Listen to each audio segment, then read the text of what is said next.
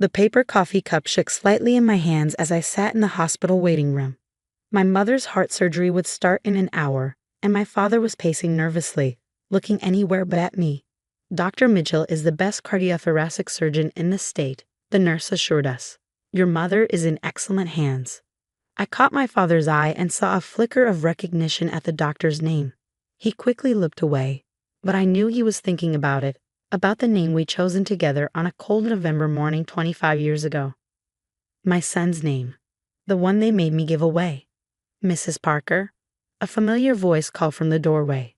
The surgeon would like to speak with you before the procedure. I stood up, smoothing my skirt.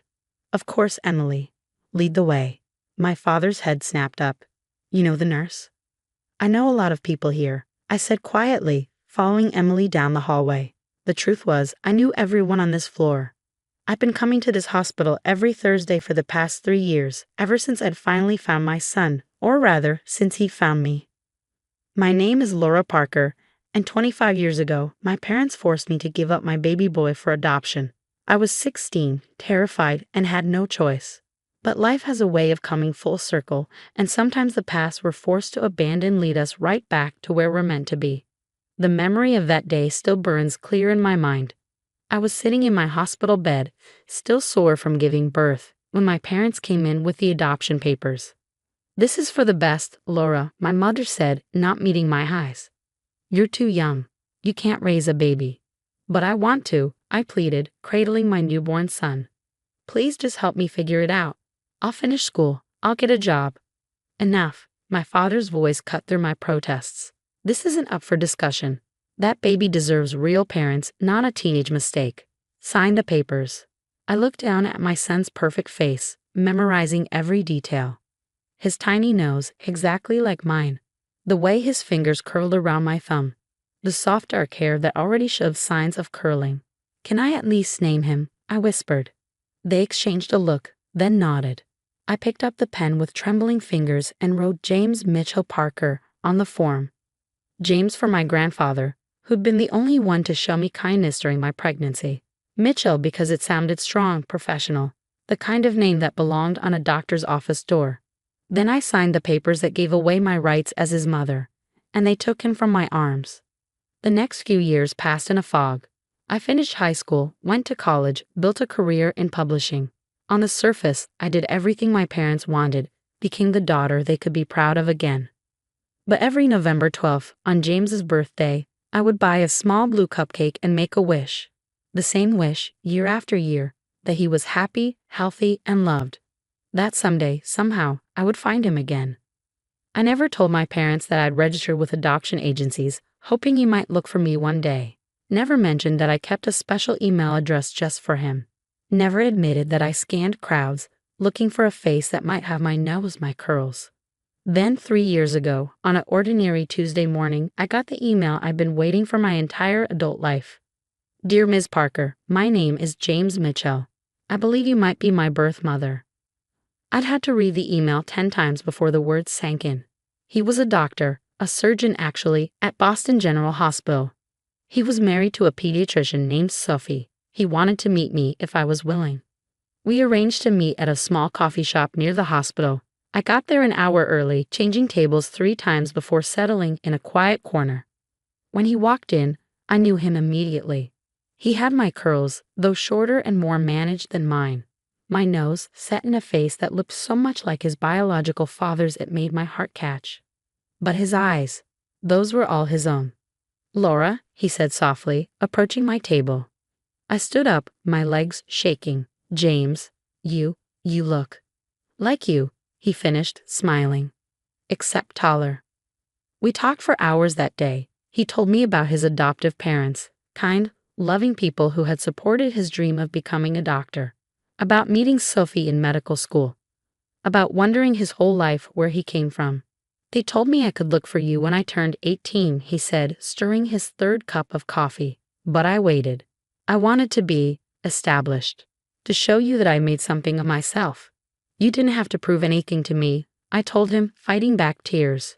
Just knowing you're happy, that's everything I ever wished for. He reached across the table and took my hand. I am happy, and I'd like you to be part of my life, if you want to be. From that day forward, we began building a relationship. Weekly coffee dates turned into family dinners with him and Sufi. He showed me around his hospital, introduced me to his colleagues. I attended medical conferences where he presented his research, bursting with pride but never revealing our connection. We kept our relationship private, not out of shame but because it was precious to us. Sacred.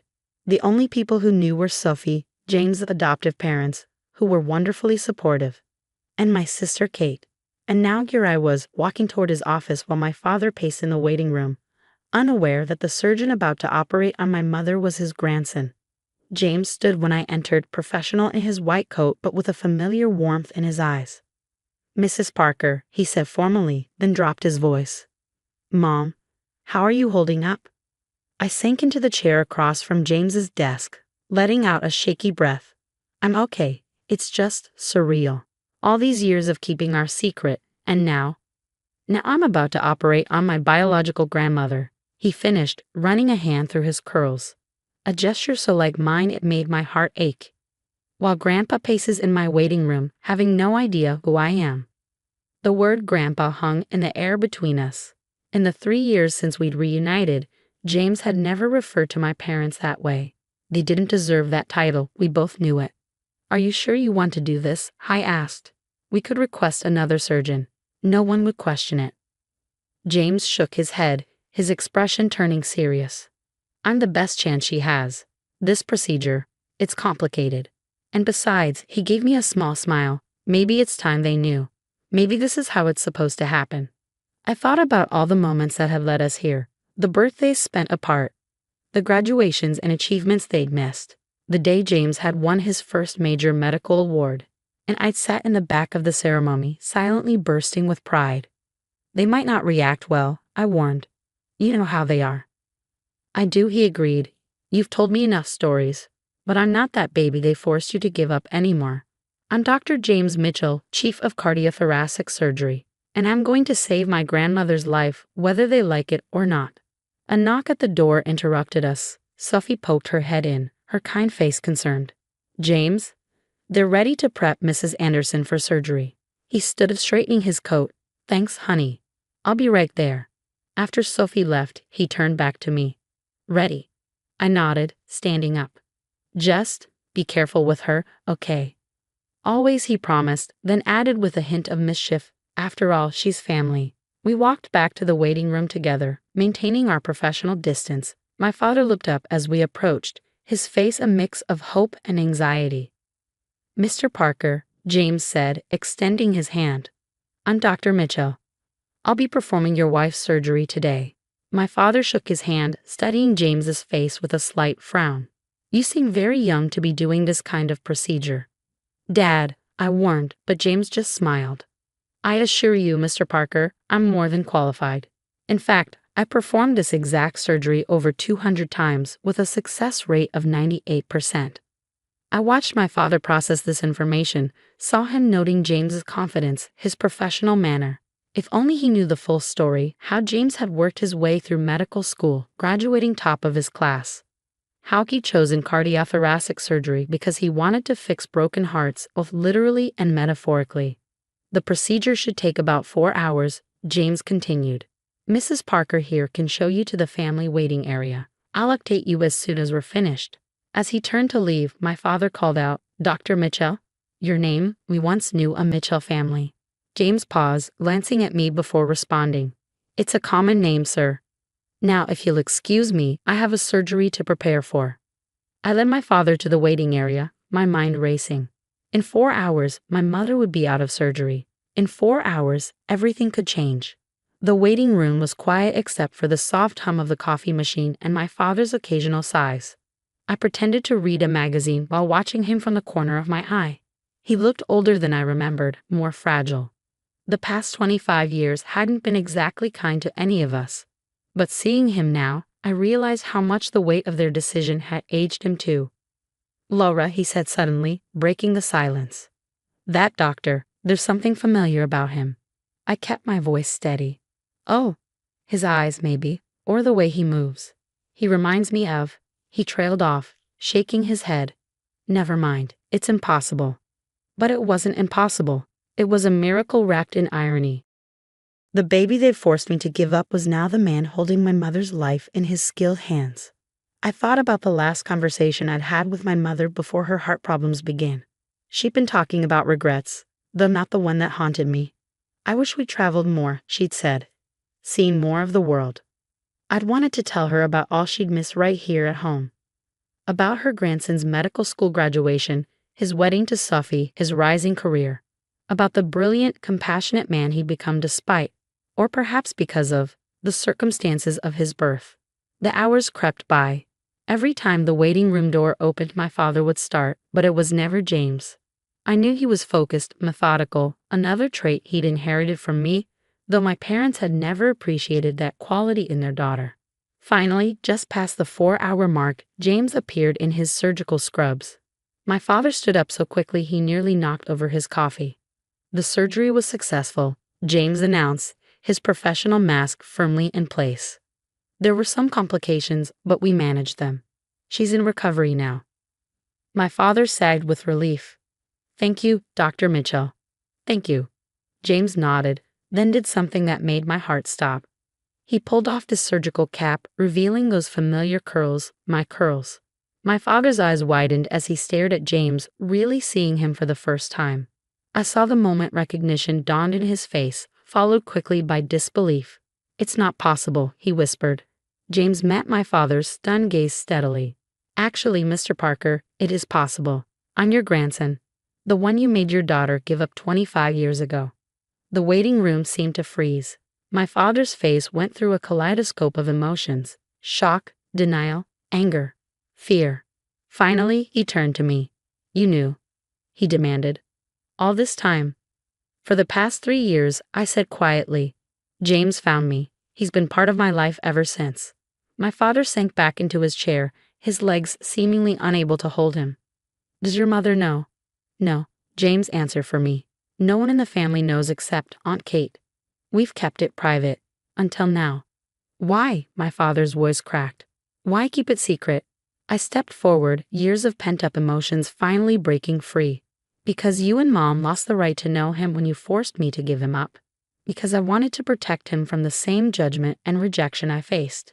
Because this relationship is precious to me and I wasn't going to let anyone taint it.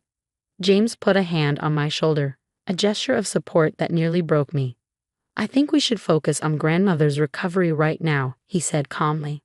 She'll be waking up soon, and this isn't the kind of news you spring on a cardiac patient. My father nodded numbly, then looked up at James with new eyes. You saved her life. It's what I do, James replied simply. Now, if you'll excuse me, I need to check on her in recovery. Mom, will you come with me? There are some post-operative details we should discuss. I followed James down the hospital corridor, leaving my father to process the seismic shift in his reality. Once we were safely in his office, I burst into tears. Hey, James pulled me into a hug. It's okay. We knew this day would come eventually. I know, I sniffled into his scrubs. The way he looked at you. Like he couldn't believe what he was seeing. Well, I am pretty impressive, he joked, making me laugh despite my tears. Chief of surgery at 35, married to a brilliant pediatrician, just saved my grandmother's life. Not bad for a teenage mistake, right?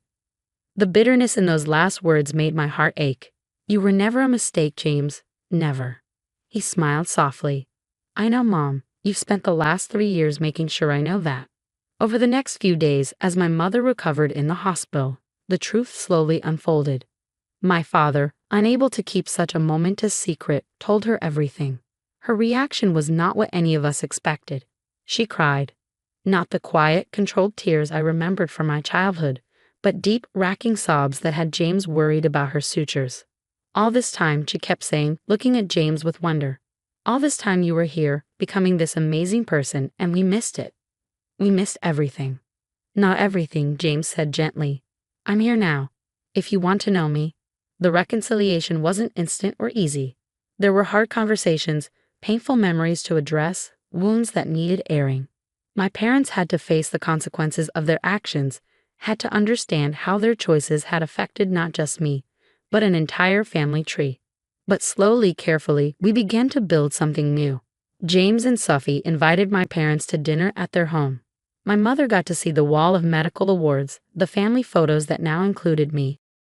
The life her grandson had built. My father struggled more with the change. Pride warred with shame every time someone mentioned Dr. Mitchell's incredible surgical skills. But even he couldn't deny the miracle of how things had come full circle. One evening, about a month after my mother's surgery, we all gathered at James and Sophie's house for dinner. As we sat around their dining table, I looked at the faces of my family, the one I'd lost and found again, the one I'd chosen, the one we were all building together. Sophie was showing my mother their wedding album, pointing out the empty seat it reserved for me in the front row. Though at the time they hadn't known I'd be there. James was discussing a complicated surgical procedure with my father, who was finally allowing himself to show pride in his grandson's achievements. "Mom?" James caught my eye across the table. "You okay? You seem quiet." I smiled, thinking of that scared 16-year-old girl in the hospital, holding her baby for the last time. If only I could tell her that this moment was waiting 25 years in the future. "I'm perfect," I said. "Just perfect." Later that night, as everyone was leaving, my father pulled me aside. "Laura," he said, his voice rough with emotion, "I know we can never make up for what we did, but seeing the man James has become, seeing how you've handled everything, I've never been more proud to be your father." I hugged him, feeling the years of pain and resentment begin to fade. "Thank you, Dad. That means more than you know." As I watched my parents drive away, James came to stand beside me on the porch. "So," he said, bumping my shoulder playfully, "was it worth the wait?" I looked at my son, this brilliant, compassionate man who had found his way back to me against all odds. "Every single second," I replied. We stood there together, mother and son, our shared curls glinting in the porch light, our hearts finally completely whole. Sometimes life's greatest pain leads to its greatest joy. Sometimes the babies we're forced to give up grow into the adults who save us. And sometimes, if we're very lucky, the circles we think are broken turn out to be just taking the long way around to completion.